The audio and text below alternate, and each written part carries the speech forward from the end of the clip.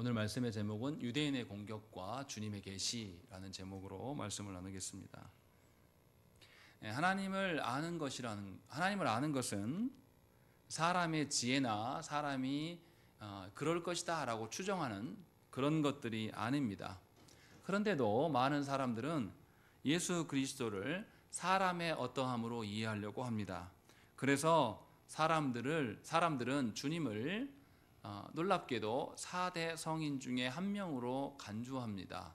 4대 성인은 전부 사람입니다. 하나님이 아니셔요.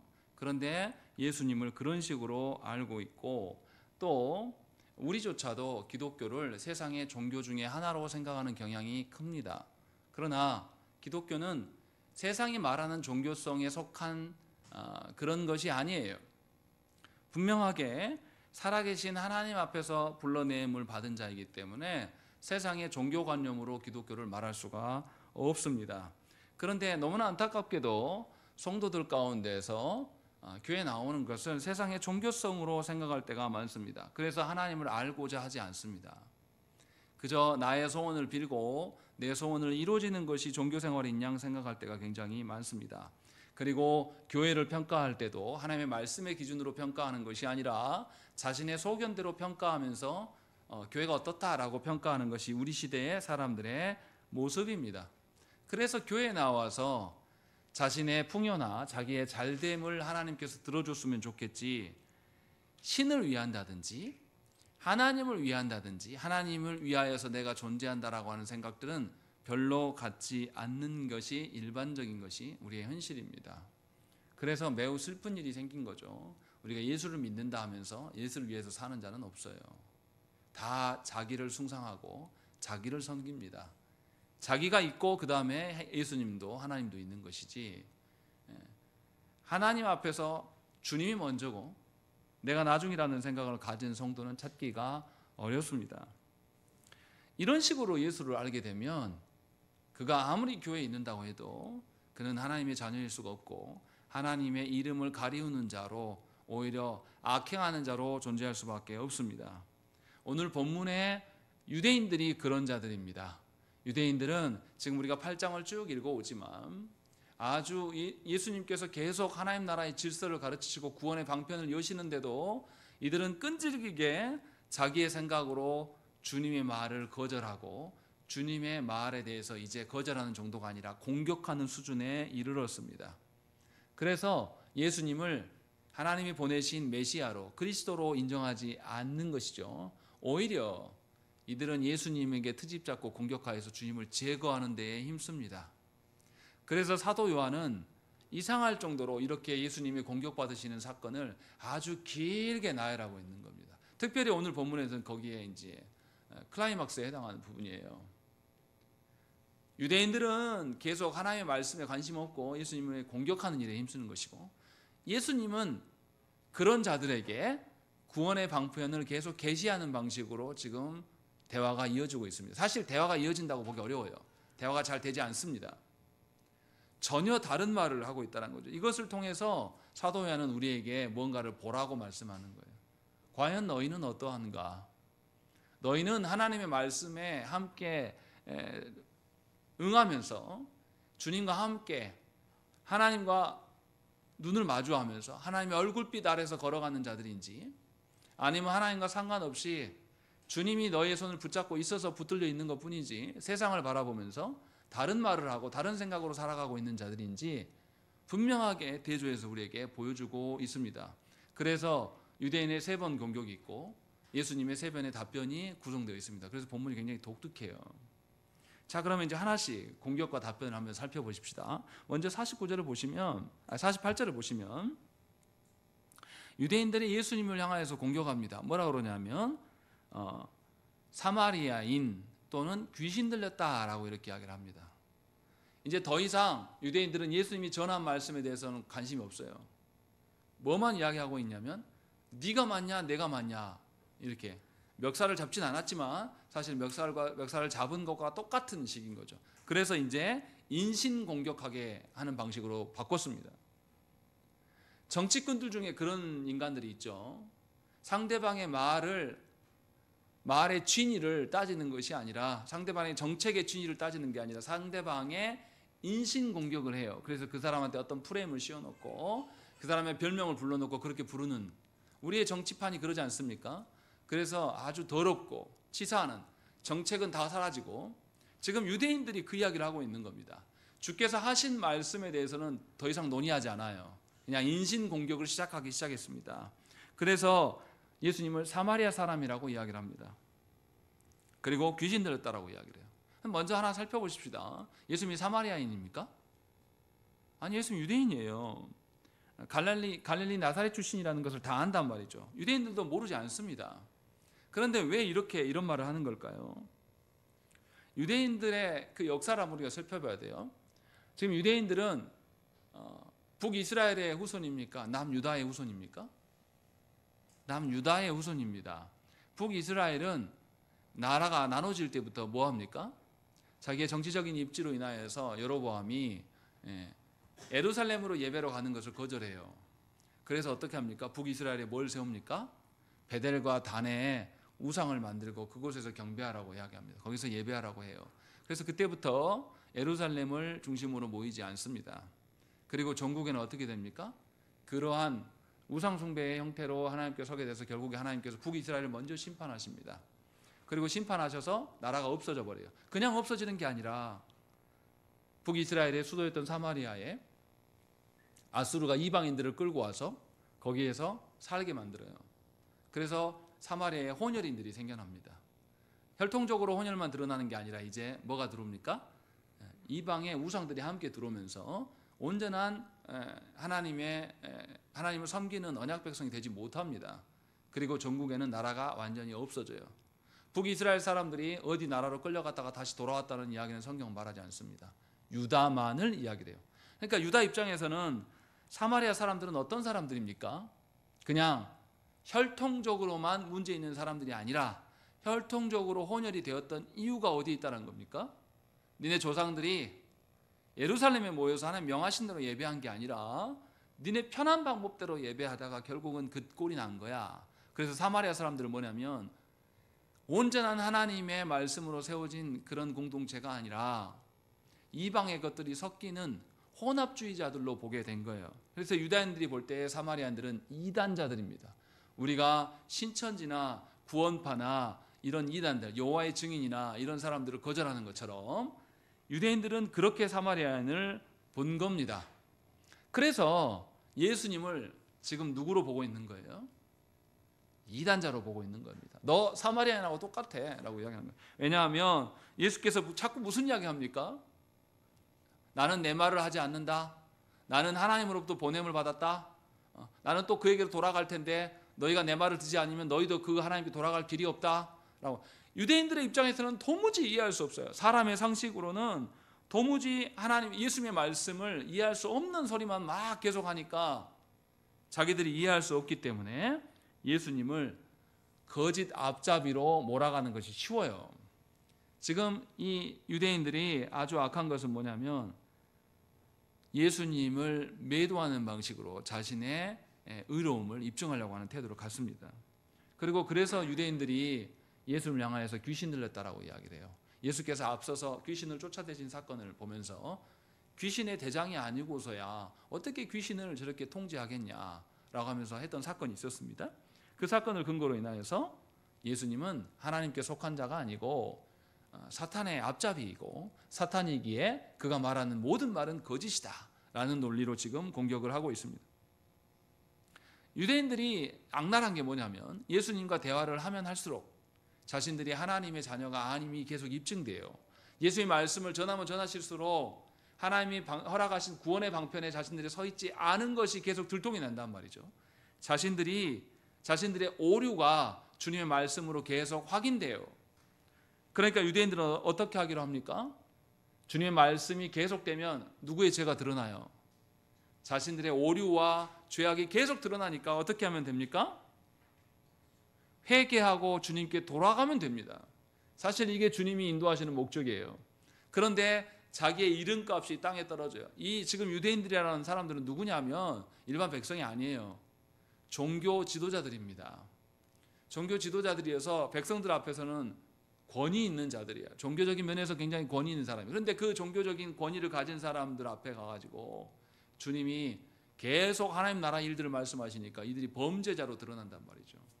그러니까 이들이 생각을 한 겁니다. 아, 예수님을 죽여야 되겠다. 그래야지 내 권위가 살겠다라는 방식으로 나오는 것이죠. 조국 교회도 비슷한 현상이 있습니다. 안타깝게도 예수를 믿는다라고 하는 성도들이 교회에 나와서 말씀을 듣고 죄를 발견하고 회개하기를 원하는 성도가 별로 없습니다. 대부분 교회에 나와서 자기가 정한 소원, 자기에게 있는 문제, 자기의 인생이 편안하고 풍요로워지기를, 사람들이 알아주는 사람 되기를 원하는 것을 목적으로 하나님께 예배하러 나오는 경우가 많습니다. 그런 사람들에게 죄의 설교를 하면 그들의 기대치만큼 실망합니다. 그리고 교회에 나와서 힘이 더 빠집니다. 교회에 나와서 더 소망이 없습니다 라는 소리를 남발하는 것이죠. 그래서 한국교회 안에서 한때 유명했던 책이 뭡니까? 세상 사람도 알아요. 긍정의 힘. 그런 쓰레기 같은 책이 교회 안에서 베스트셀러로 팔리는 것입니다. 우리가 긍정하면 하나님의 뜻이 아닌데도 정말 그렇게 됩니까? 우리가 긍정만 하고 우리가 긍정의 말을 막 내뱉으면 정말로 일이 그렇게 되어져 가는 것입니까?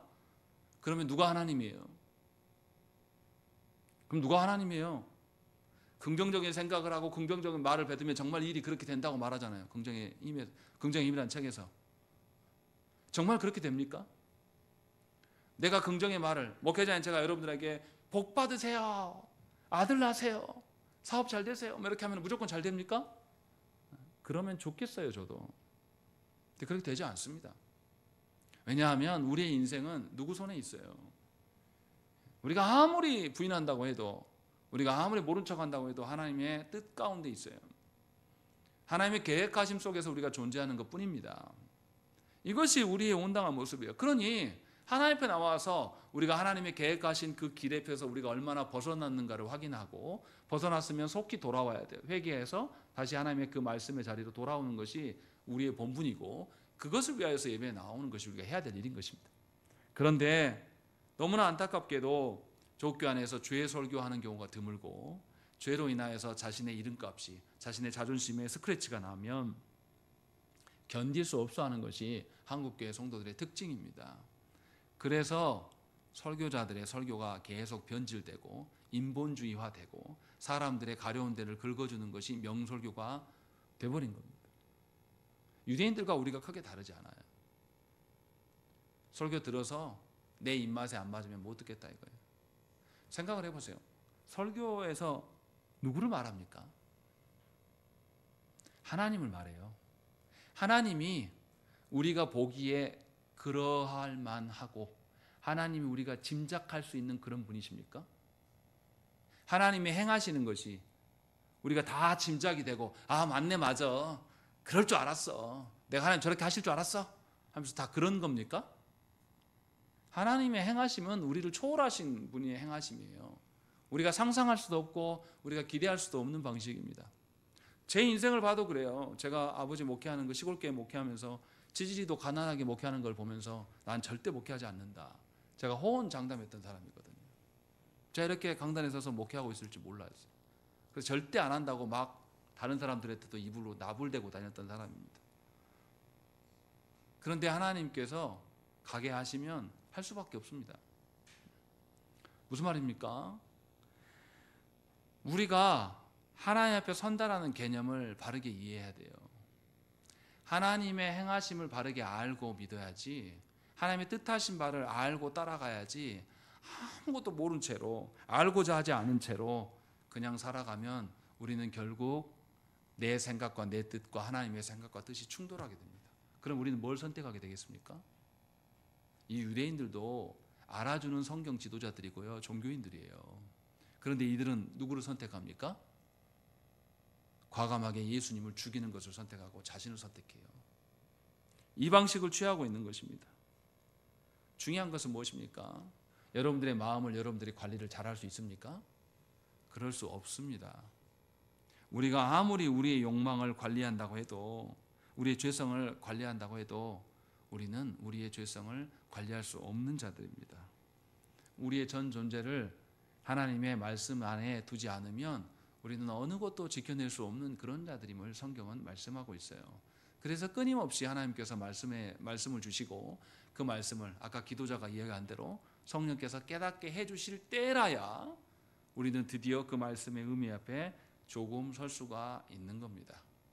여기서 하나 더 생각을 해봐야 됩니다. 하나님, 성경에서 하나님을 대해서 뭐라고 말씀하십니까? 창조주라고 말씀하셔요. 또 그리고 구원주라고 말씀하십니다. 왜 이렇게 말씀하실까요? 이 부분 생각해 본 적이 있나요? 왜 하나만 이야기하지? 왜 창조주이고 섭리하시는 분이시고 주관자이시고 구원주이시며 심판주 되신다, 왜 이렇게 말할까요? 창조라는 게 뭡니까? 창조 되신 하나님 앞에서 여러분은 뭐예요? 피조물입니다.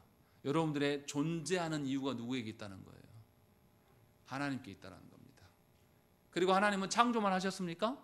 창조된 피조물에게 놔두고 에이 과학적인 논리로 다 돌아가라 하고 하나님 관여하지 않으십니까? 아니요, 하나님은 관여하셔요. 다시 말하면 우리가 이스라엘 백성들이 광야 가운데 걸어갈 때 하나님 어떻게 하셨습니까? 아무것도 없는 그 광야길을 걸어가라 할 때 하나님 어떻게 하셨습니까? 같이 동행해 주시고 먹을 것을 주시고 그들의 신과 그들의 옷이 닳아지지 않도록 하나님께서 보호하셨어요. 섭리하시고 주관하신 하나님. 다시 말하면 구원주 하나님 앞에 섰을 때에 비로소 우리의 존재는 창조주 하나님 앞이지만 우리가 계속 존재할 수 있는 존속되어지는 문제까지도 누구에게 있다라는 거예요? 하나님께 있다라는 것을 확인할 수 있기 때문에 우리의 주권자 되십니다. 우리의 구원주 되십니다라고 고백을 하는 겁니다. 다시 말하면 하나님을 믿는다라는 것은 그냥 우리의 첫 출발만 하나님께 있다고 말하는 것이 아니라 첫 출발에서부터 우리가 되어져가는 존속되어지는 전 과정이 누구 손에 있다라는 거예요? 하나님 손에 있다라는 겁니다.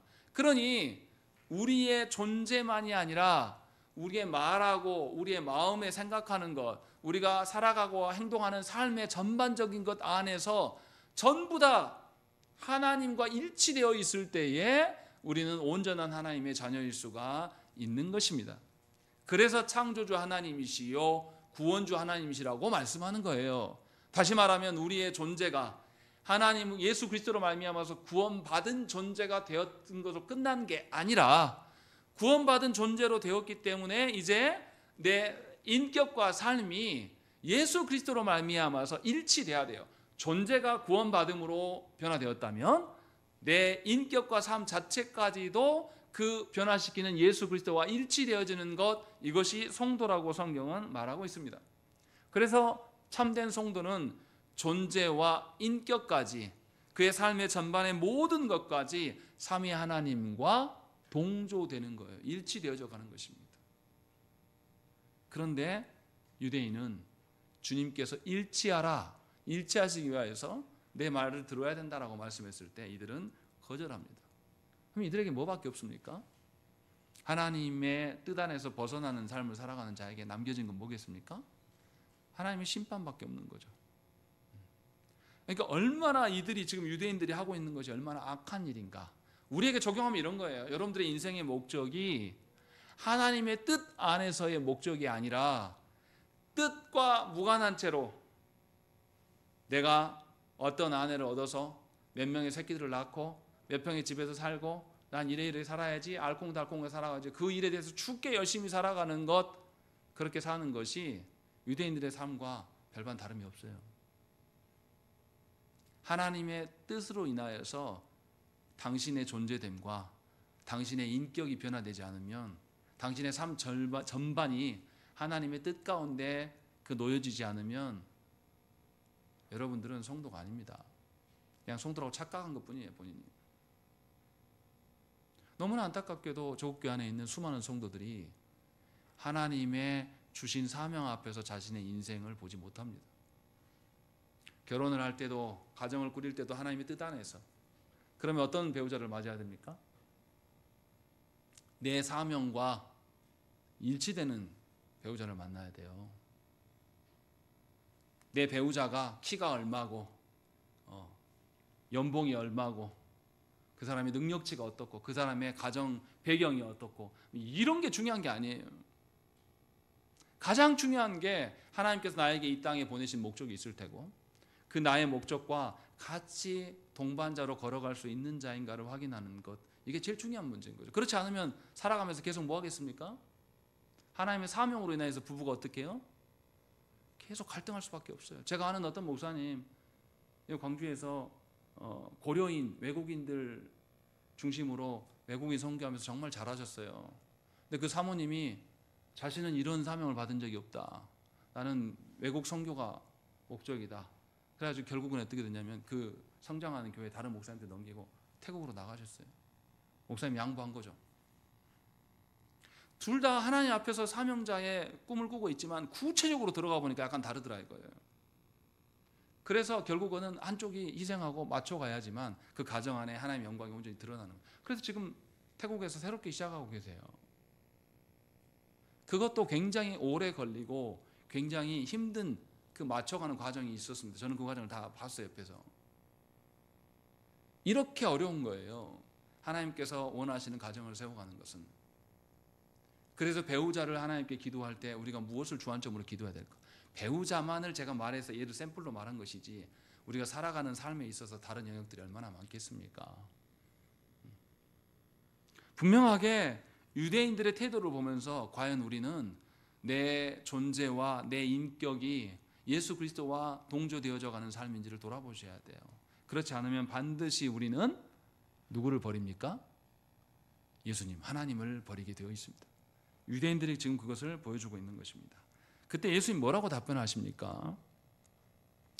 49절에 나는 귀신 들린 것이 아니라 오직 내 아버지를 공경함이거늘 너희가 나를 무시하는도다.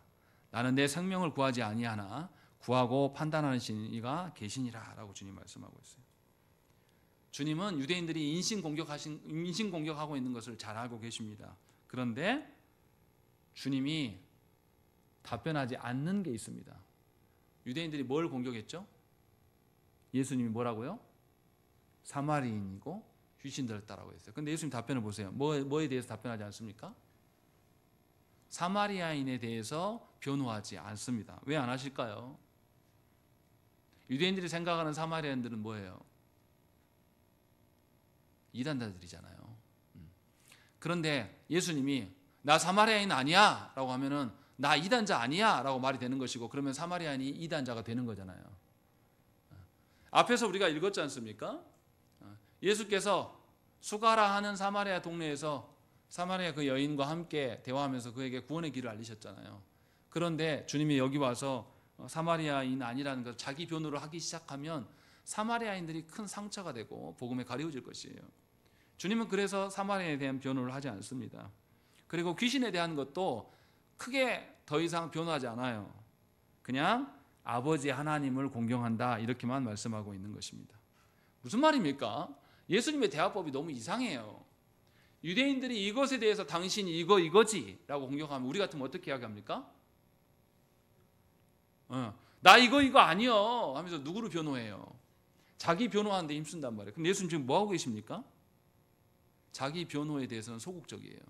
별로 하시지 않아요. 무슨 이야기만 합니까? 누구 이야기예요? 아버지 하나님에 대한 이야기를 하고 있단 말이죠. 아버지 하나님을 계시하는 일에 주력하는 것이 예수님의 행하심이에요. 유대인들이 자신을 공격해도 예수님은 하나님의 영광만 말합니다. 이것이 예수님의 사명이에요. 또 하나님의 영광을 구하는 것이기 때문에 공경한다라고 이야기합니다. 그리고 그 다음에 51절 말씀을 읽겠습니다. 50절 말씀 우리 읽겠습니다. 시작.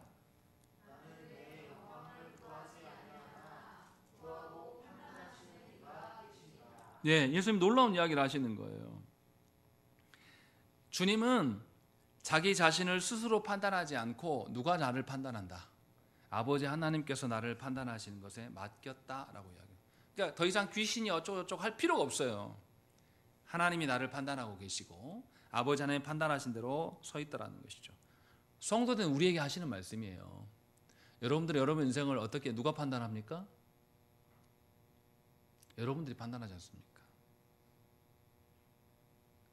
중고등학생들한테요 아주 쉬워요.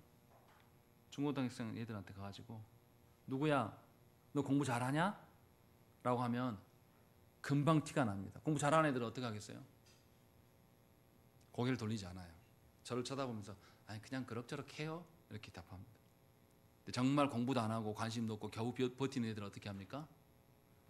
눈동자부터 흔들려요. 바로 쳐다보지 못합니다. 자기 인생을 누가 판단하는 거예요? 자기가 판단하고 있는 거예요. 근데 생각을 해보세요. 군인이 되었는데 내가 보기에는 지금 이 자리를 지킬 게 아니라 철수해야 될 상황 같은데 상관이 거기 지키고 있어. 그럼 군인은 어떻게 해야 됩니까?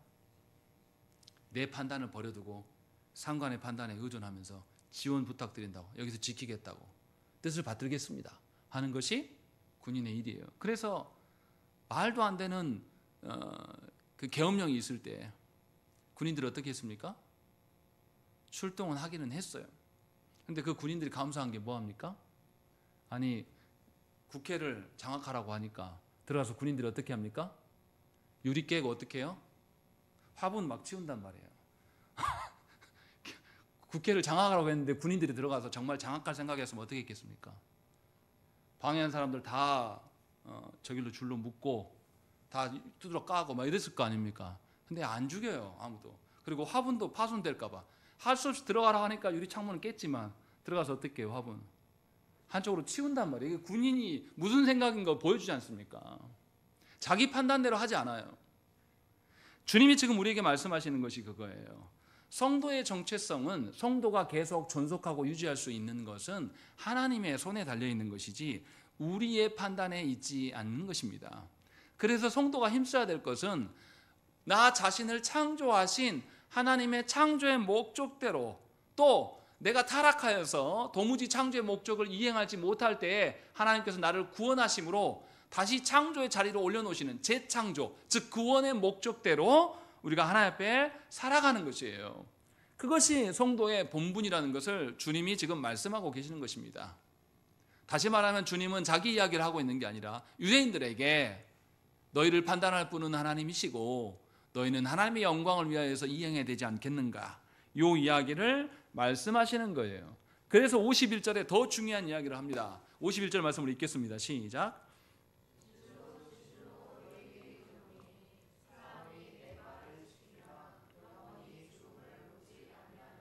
예, 성경에서 진실로 진실로 나온 부분을 다르게 고치면 아멘 아멘 이렇게 바꿀 수 있습니다.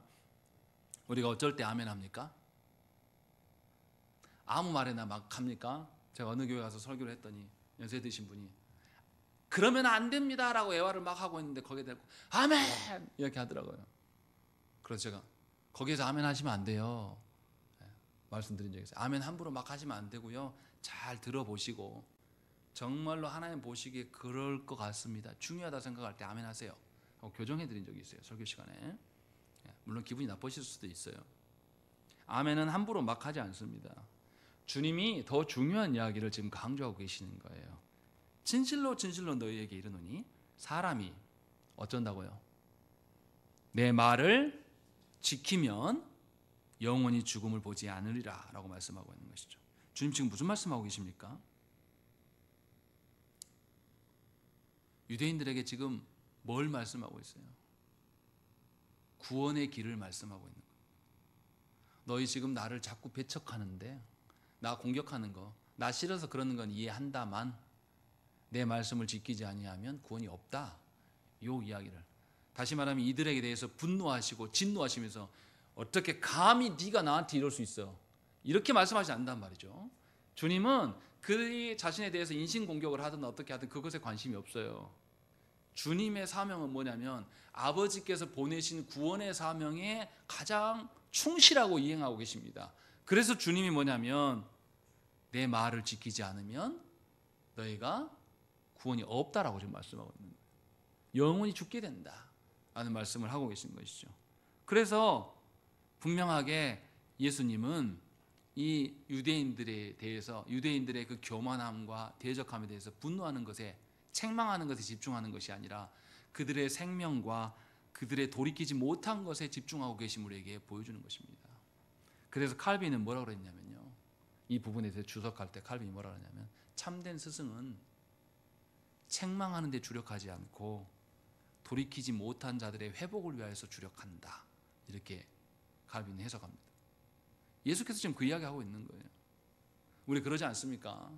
자녀들이 자녀들한테 이렇게 해라 저렇게 해라 말했어요. 자녀들이 그 말 안 한단 말이에요. 그럼 우리 어떻게 합니까? 어떻게 반응합니까? 그래도 그렇게 하는 게 좋단다 아가야, 이렇게 합니까? 아니면 아빠가 몇 번을 말해도 안 듣냐 하면서 화를 냅니까? 화를 내죠. 지금 뭐 하고 있는 거예요? 자녀를 바른 길로 인도하고 싶은 겁니까? 내 권위를 세우고 싶은 겁니까? 내 권위 세우고 싶은 거예요. 이건 참된 부모가 아니에요. 그래서 자녀들은 그럴 수밖에 없어요. 그렇지 않겠습니까? 자녀라는 것은, 사람이라는 것은 처음 태어날 때부터 온전한 성인의 상태로 태어나지 않습니다. 어렸을 때만이 아니라 사춘기를 거칠 때도 온전한 판단력이 부족해요. 여전히 부족한 상태고 계속 배워가야 될 상태란 말이에요. 그러면 이미 그 과정을 거친 내가 어떻게 해야 됩니까? 그릇된 길로 갈 수도 있는 것도 염두에 두고, 그러함에도 불구하고 바른 길로 돌아와라 하는 것이 주 목적이 돼야 돼요. 근데 우리는 그러지 않아요. 내가 너한테 몇 번을 말하고 내가 언제까지 너 쫓아다니면서 이거 수발 들어야 되냐 하면서 나의 수고와 나의 그 간절함이 너한테 그렇게 비춰졌는데 듣지 않는구나 하면서 우리는 거기 앞에서 내 권위가 깨트려진 것에서 열폭하는 거예요. 이거는 가짜다 라는 것을 분명하게 성경은 우리에게 말씀하고 있는 겁니다. 주님은 그래서 유대인들의 대적함에 대해서 진노하지 않으십니다.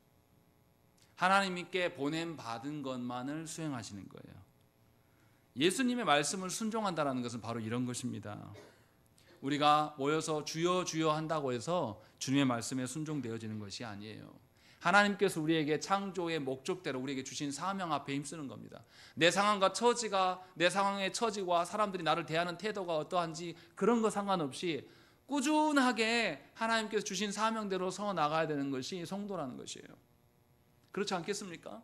제가 목회한답시고 여기서 개척해가지고 교회가 커지지 않네, 힘들어 라고 하면서 제 먹고 사는 일들만 계속 힘쓰고 살아가 보세요. 여러분들이 저한테 뭐라고 하겠습니까? 목사님 그만하시죠. 그럴 거면 차라리 그냥 일하세요. 이렇지 않겠습니까? 이게 당연한 수순이지 않겠습니까? 우리 자신을 돌아봐야 돼요. 우리가 과연 성도로 사는 것인지 아니면 이 땅에 많은 세상 사람들 중에 한 명으로 살아가는 자인지, 주님은 그것을 우리에게 지금 몸소 보여주고 계시는 것이에요. 우리가 무엇에 마음이 휘둘리고 우리가 무엇으로 인하여서 마음이 요동하고 있는지가 여러분들의 정체성입니다. 분명하게 주님은 우리에게 이것을 보여줘요. 그런데도 유대인들은 어떻게 됩니까? 52절 말씀을 읽겠습니다. 시작.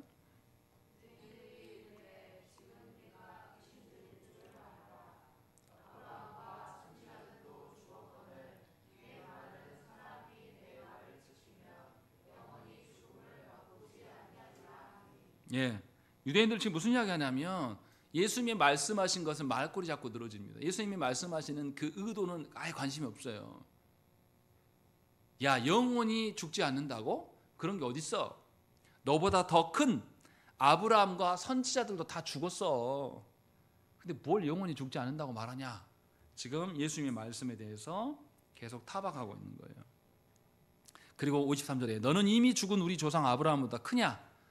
또 선지자들도 죽었거늘 너는 너를 누구라 하느냐라고 이렇게 말하고 있는 거죠. 영원한 죽음이 이들이 무엇인지 알지 못하고 있는 거예요. 너무나 안타까운 것이죠. 예수께서 말씀하시는 것, 유대인들이 지금 예수님의 영원한 죽음에 대해서 이야기할 때에 그냥 육적인 죽음으로만 생각을 한 겁니다. 우리가 죽었다 할 때 뭐라고 말하죠? 무엇과 무엇이 분리됐다고 이야기합니까? 영과 육이 분리되는 것. 그런데 영과 육이 분리되어도 우리의 영혼은 계속 존재합니까? 존재하지 않습니까?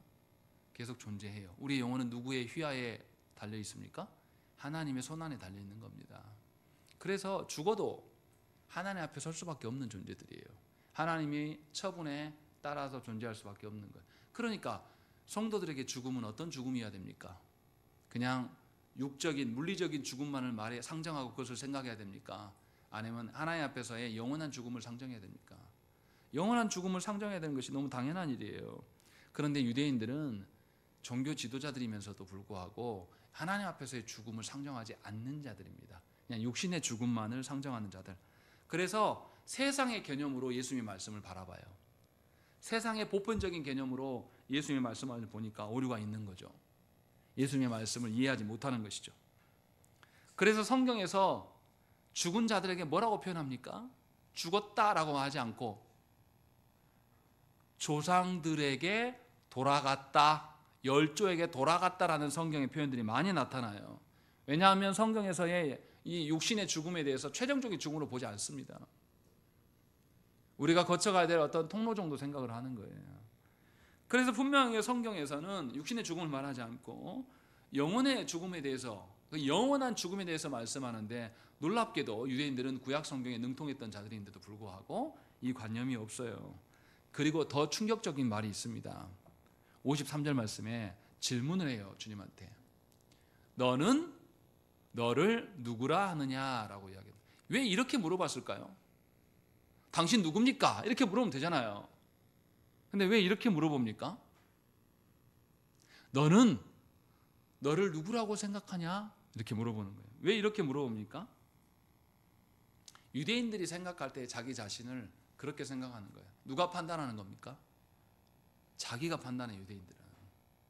그래서 자기가 판단해보고, 나는 지금 이런 상태인데 내가 이렇게 달라져야지 라고 판단의 주체가 누구라는 거예요? 자기 자신입니다. 그래서 인생도 누구 거? 내 거. 그래서 내가 주인이니까 인생도 누가 설계해요? 내가 설계하고, 배우자도 내가 선택하고, 새끼들 몇 명 나는 것도 내가 정하고, 다 누가 해요? 내가 하는 것. 그래서 너는 너를 누구라 생각하느냐, 이렇게 질문하는 거예요. 유대인들의 상식이 그렇다라는 겁니다. 사실 유대인들의 상식은 누구랑 닮아 있습니까? 우리랑 똑같아요. 예수 믿어도 나의 삶은 예수의 것이라고 얘기하지 않습니다. 예수 믿어도 하나님의 사명 앞에서 나를 바라보지 않아요. 내 사명이 뭔지도 관심도 없을 뿐더러 하나님의 사명의 길을 보여줬어도 외면해요. 그리고 뭐만 원하냐면 이 땅에서 잘 먹고 잘 사는 것. 왜냐하면 내가 주인이니까. 이것이 성도들의 실체입니다. 그래서 유대인들은 예수님께 말도 안 되는 것으로 공격을 하고 있는 겁니다. 우리는 자꾸만 우리 자신을 우리 스스로 만들어갈 수 있다고 생각을 합니다. 그래서 무슨 이야기를 합니까? 네 꿈이 뭐요? 너 커서 뭐 될래? 이렇게 이야기해요. 우리가 그렇게 한다고 해서 그렇게 되어집니까? 아까 제가 말씀드렸잖아요. 저 죽어도 목사 안 해. 우리 아버지 보니까 할 것이 못 되대. 그래서 제가 안 하고 있습니까? 사고가 전환이 돼야 돼요. 유대인들은 여전히 자신들의 생각으로 살아가는 거예요. 우리의 존재뿐만 아니라 우리가 전속되어져 가는 모든 변화도 누구의 손에 있습니까? 하나님의 손에 있어요. 그런데 놀랍게도 이 유대인들은 예수님까지도, 이 유대인들의 존재됨의 근원은 누구에게 있는 겁니까? 성부 하나님께 있는 것이고, 그 일을 누가 수행하십니까? 성자 예수님이 행하시는 거예요. 그럼 유대인들의 변화됨이나 유대인들의 어떠함은 누구에게 달린 거예요? 예수님께 달려 있는 거예요. 그런데 예수님께 이런 질문을 하는 겁니다. 사람들, 피조물들이 교만하여서 하는 질문, 피조물로서도 할 수 없는 질문을 피조물의 입장에서 창조주신, 구원주신 예수님께 질문하고 있는 거예요. 얼마나 건방 떠는 겁니까? 이것이 유대인들의 실체인 것이죠. 사도 요한은 의도적으로 이것을 보여주고 있는 것이죠. 너희는 어떠냐? 라는 거죠. 너희와의 사고와 똑같지 않냐? 라고 사도 요한은 우리에게 질문하고 있는 겁니다. 그때 예수께서 54절부터 답변을 하시는데 유대인들의 질문에 답을 하지는 않습니다. 왜냐하면 그 질문 자체가 의미가 없기 때문에. 한번 읽어보겠습니다. 54절 말씀 시작.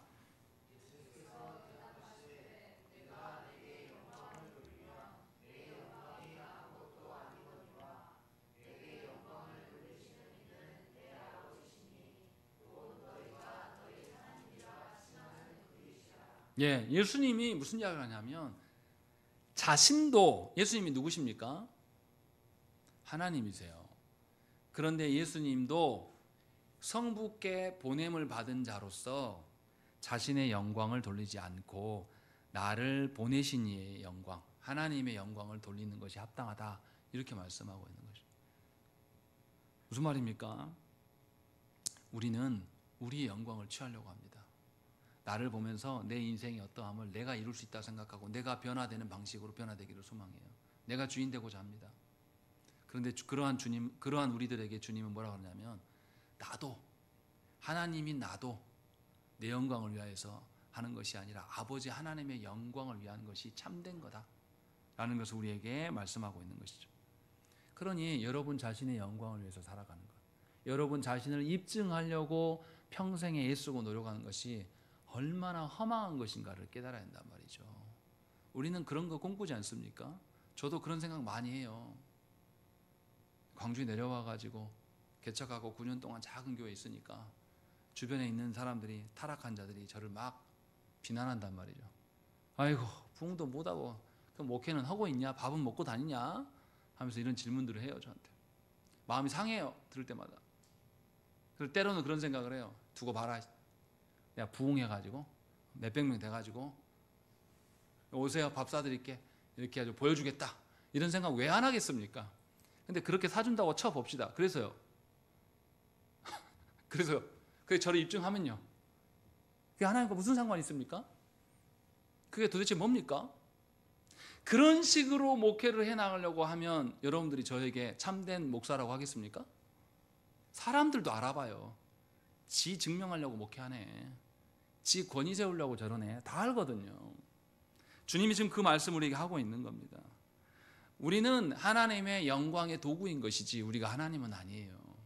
우리는 하나님의 도구로서 살아가는 것이지 우리의 영광을 구하며 살아가는 것이 아닙니다. 하나님은 우리를 위하여서, 우리를 사랑하셔서 당신의 하나밖에 없는 아드님을 내어주셨습니다. 그리고 그 아드님은 죄인인 우리를 위하여서 추접스러운 사람이 되셨어요. 그리고 겪지 않으셔야 될 성욕이라든지 수면욕이라든지 우리가 당해야 될 그 고통을 주님이 다 겪으시고 심지어 율법까지도 완성하신단 말이죠. 그래서 나은 지 8일 만에 우리랑 똑같이 할례 받으실 필요 없으신 그분이 할례를 받으시고, 율법의 준수로 인하여서 예루살렘 성전에 올라가서 절기를 지키지 않아야 될 그분도 절기 때마다 올라가서 절기를 지키신단 말이죠. 이런 일들을 우리 사랑하심으로 이 일을 다 하신단 말이에요. 그래서 예수께서 분명하게 성부 하나님의 뜻대로 행하시기 위해서 십자가에서 자기를 완전히 내어주십니다. 그리고 죽고 부활하셔서 자유롭게 사시는 것이 아니라 하나님 우편에 앉으셔서 여전히 우리를 위해서 중보하고 계시는 거예요. 여전히 그러하신다는 거죠.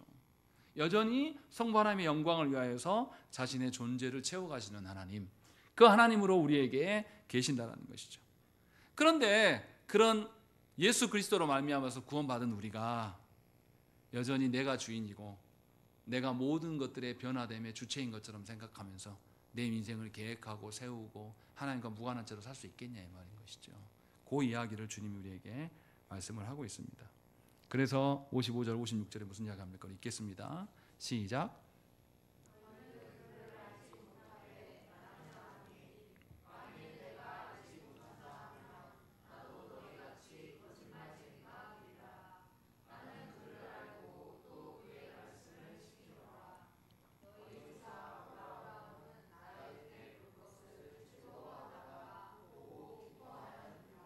예수께서 두 가지의 말씀을 하십니다. 55절에서 첫 번째는 하나님을 알아야 된다라는 것을 이야기를 하셔요.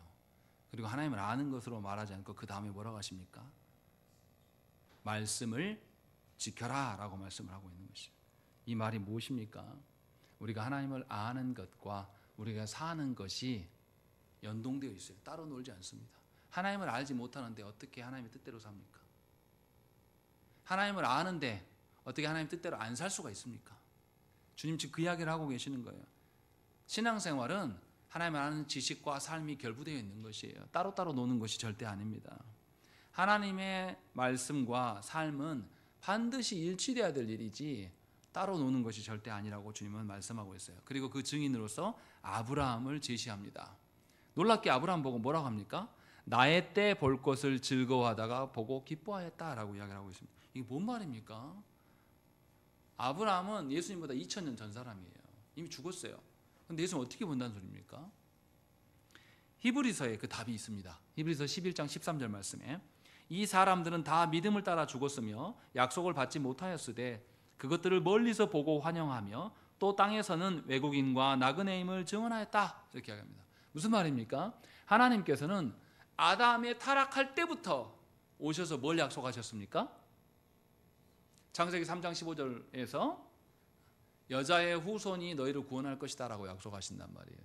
그리고 하나님은 그 언약의 증거들을 계속 주셨어요. 그래서 아브라함에게도 하나님 약속을 주실 때 세 가지 약속을 주시죠.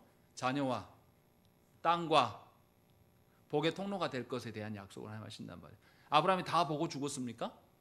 아니, 아브라함 자손에 대한 것들 또 다 못 봤어요. 아들 이삭만 봤단 말이죠. 그런데 죽고 난 이후에 하나님께서 약속을 이행하셔 가는 것을 보게 되고 복의 통로가 되시는 예수 그리스도께서 오심을 구약에 있는 모든 존재하는 것들도 그것을 보고 즐거워했다라는 거예요. 그러니까 히브리서 11장 말씀이 무슨 이야기냐면 믿음장이에요. 믿음의 선배들이 어떻게 살았냐. 구약에 있었지만 하나님의 약속하신 메시아를 바라보면서 그 메시아가 오실 때에 우리의 연약함을 다 해결하실 것이고 하나님의 뜻이 세워질 것이다. 그 나라가 오게 될 것을 소망하면서 멀리 있지만 거기서 보면서 환영하고 환대하면서 살았다는 거예요. 이것을 시간으로 풀면 이렇게 설명할 수 있어요. 과거에 살았지만 이 어떤 시점에 살았지만 하나님의 약속의 성취가 미래에 있을 거란 말이에요. 그래서 이 성취가 있기 때문에 이것을 끌어다가 이미 성취된 것으로 여기며 살았단 말이죠. 마치 뭐하고 똑같냐면 제 애들이 수학여행 간다고 하면 언제부터 기쁩니까? 수학여행 가는 그날부터 기쁘기 시작합니까? 아니에요. 수학여행은 아직도 한 달이나 더 남았는데도 그날에 가서 내가 뭐 입지? 거기 가서 내가 뭐하고 놀지? 내가 가서 사진을 어떻게 찍지? 엄마 옷 사주세요. 엄마 그날을 대비하면서 계속 살아가요. 한 달 내내. 그때 부모가 뭐라 하죠? 야, 수학여행 벌써 안 간 거니까 정신 차리고 공부 좀 해. 이렇게 부모 말하잖아요. 그런데 이 아이는 어떻게 생각합니까? 이미 수학여행을 살고 있어요. 끌어와서. 예수 믿는 자들에게 하나님께서 약속하신 것이 바로 이와 같다라는 거예요. 하나님께서 메시아에 대한 약속을 하셨고 메시아는 이미 오셨습니다. 그리고 남은 한 가지 아직 이루어지지 않은 게 뭡니까? 주께서 다시 오시겠다. 그날에 어떻게 된다고요? 주님이 다시 오실 날에 모든 세상의 모든 것들 앞에서 누구를 신원하시겠다. 바로 여러분들이 성도로 살아온 곳에서 고통당하고 고난당하고 오해받았고 멸시받았던 모든 것들을 주님 앞에서 다 복원하고 온천하 안에서 너희를 대변해 줄 거야 라고 약속하셨단 말이에요. 그 약속의 날이 이미 우리 앞에 있어요. 예수 믿는 자들에게 어떻게 살아가는 거예요? 그날을 오늘처럼 살아라고 이야기하는 겁니다. 누가 그랬다? 아브라함이 하나님이 약속하신 메시아가 오게 될 것도 약속하셨을 때 아브라함은 멀리서 보고 환영하면서 그 기쁨으로 아브라함이 그렇게 살았다라고 이야기를 하고 있는 거예요. 그렇게 사는 것이 성도다라고 주님이 우리에게 말씀하고 있는 것이죠. 주님은 지금 그 이야기를 하고 있는 거예요. 아브라함이 어떻게 오래전에 2000년 전에 죽은 사람인데 널 보냐? 네가 아브라함보다 더 크냐? 라고 유대인들이 말했을 때 아니, 아브라함도 물리적으로 봤다는 뜻이 아니라 하나님의 약속을 통해서 나를 본 것이다 라고 말하면서 그것으로 그 믿음으로 살아온 것이다 라고 주님이 지금 말씀하고 있는 것이죠. 그러니까 성도의 참됨의 기쁨은 어디 있냐면 하나님의 언약에 있습니다. 하나님의 약속에 있어요. 여러분들이 생각하기에 내 인생이 좀 달라졌으면 좋겠어. 로또 한번 맞아가지고 대박 터진 다음에 집도 좀 사고 편하게 이런 것이 우리의 인생의 소망이 아니라 하나님 앞에서 하나님께서 약속하신 그날을, 왜냐하면 우리는 죽어도 우리는 뭐가 있어요? 영혼은 존재하고 그 영혼의 어떠함 누구 손에 달려 있습니까? 하나님께 속해 있어요. 그리고 예수께서 다시 오실 날 어떻게 하신다고 그랬어요? 우리 영혼 상태로 두신다고 했습니까? 죽은 우리의 육신을 다시 부활시켜서 어떻게 하신 거예요? 우리의 영과 육을 일치시키셔서 온전한 상태로 주 앞에 서게 할 것이다 약속하셨거든요. 그래서 부활이 우리에게 있고 그 부활의 날이 그 영원함이 우리에게 있는 것입니다. 그래서 지금 주님이 그 이야기를 하고 있는 것이죠. 주님은 계속해서 무슨 이야기를 하냐면 이 유대인들에게 참으로 구원받은 자의 삶이 무엇인지를 계속 증거하고 있는 거예요. 자기 일을 대변하지 않으시고 그들의 구원을 놓고 계속 주님이 증언하고 계십니다. 그런데 57절에 유대인들은 이제 어처구니 없는 소리를 합니다. 읽겠습니다. 시작.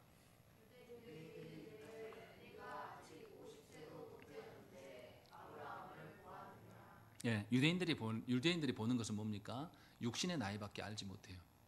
물리적인 방식으로밖에 주님을 이해하지 못합니다. 야, 너 나이가 몇 살인데 50도 안 된 것 같은데 어떻게 아브라함을 봤다고 이야기하냐? 아브라함이 너를 봤다고 하냐? 말도 안 되는 소리다 라고 하면서 주님의 말을 무시합니다. 그러나 유대인들은 모르는 게 있습니다. 우리도 그런 착각을 할 때가 있습니다. 구약 백성들은 어떻게 구원받았습니까? 율법을 지킴으로 구원받았습니까? 구약 백성들도 예수 그리스도를 바라보고 예수 그리스도를 믿는 믿음으로 구원받았어요. 우리는 시간에 매여 있기 때문에 주님의 행하심이 시간에 매여 있을 거라고 생각을 합니다. 그러나 그렇지 않아요. 주님은 하나님이십니다. 시공간을 초월하신 분이에요. 그래서 구약의 백성들까지도 아담까지도 예수 그리스도로 말미암아 구원받은 거예요. 그 이야기를 지금 하고 계시는 거예요. 근데 유대인들은 이걸 알아차리지 못합니다. 단지 물리적인 세상의 방식으로만 계속 질문하고 있는 것이죠. 그런데 주님이 이야기를 하셔요. 58절에 진실로 진실로 너에게 이르노니 아브라함이 나기 전부터 내가 있느니라 라고 말씀합니다. 예수님 말씀이 이상한 거 있지 않습니까? 예. 예수님이 왜 아브라함이 낳기 전부터 내가 있었다 이렇게 해야 되는데 왜 있느니라고 이야기하냐 이 말이에요. 주님이 그때부터 계속해서 존재하신다는 말씀이에요. 다시 말하면 구약 백성들로 누구로 인해서 구원받는다. 예수 그리스도로 말미암아서 구원받는다는 이야기를 이렇게 말씀하고 있는 거예요. 구원의 방편이 바뀌었다 바뀌지 않았다. 여전히 바뀌지 않은 채로 너희 앞에 존재하고 그가 바로 나다라는 것을 주님이 우리에게 말씀하고 있는 것이죠. 이렇게 삼위 하나님의 행하심은 시공간을 초월하여서 우리에게 행하십니다. 그러니 우리가 착각하지 말아야 될 것은 우리가 보기에 어떠한 것으로 주 앞에 서면 안 됩니다. 우리가 보기에 그럴 만한 것을 근거로 그것이 예수 믿는 것이다, 그것이 교회다, 그것이 성도의 삶이다라고 말해서는 곤란합니다. 항상 하나님의 말씀 앞에서 정말 그러한가라는 것을 점검하면서 주의 말씀을 지켜 살아가야 돼요. 그래서 앞에서 주님이 55절에서 두 가지를 말씀하실 때 나를 알아야 되고 하나님을 알아야 되고 또 어떻게 한다고요? 하나님의 말씀을 지키라고 말씀하신 겁니다. 지키라는 것은 뭐냐면 그 말씀의 근거로 살아가는 거예요. 그 말씀대로 살아가라고 말씀하고 있는 것입니다. 안타깝게도 유대인들은 59절에 뭐라고 합니까? 그들이 돌을 들어 치려 하거늘 예수께서 숨어 성전에서 나가셨다라고 해요. 끝까지 유대인들은 어떻게 한다고요? 주의 말씀에 반응하지 않는다, 대적한다라고 마무리되고 있습니다. 이처럼 죄의 종로로 같은 인간은 자신의 인생에 누군가가 개입하면 굉장히 싫어합니다. 그게 죄된 본성이에요. 여러분 자녀들 보세요. 저희 딸아이가 지금 중2인데 중2병 올락말락하고 있는 그런 상태인데 어떻습니까? 아이들이 머리가 커지면 지금 준호만 할 때는 엄청 귀여워요. 딱 인상만 바뀌어도 준호 어떻게 합니까? 을 중에 을이에요. 아직은 부모가 갑질할 수 있는 나이입니다. 그런데 중학생 되면 갑질이 됩니까? 아니 얘도 다 알아요. 아빠는 왜 그래? 왜 나한테만 그래? 하면서 이렇게 따지고 들면 어떡해요? 저도 오류 있는 인간이기 때문에 할 수가 없거든요. 그게 우리의 존재됨이에요. 이게 죄된 본성으로 드러나는 현실입니다. 무슨 말을 지금 제가 하려고 하는 거냐면 죄된 본성을 가진 자는 누구나 할 것 없이 누군가가 내 삶에 개입하고 내가 주인 되는 그 자리를 내놓으라고 하면 누구나 다 싫어합니다.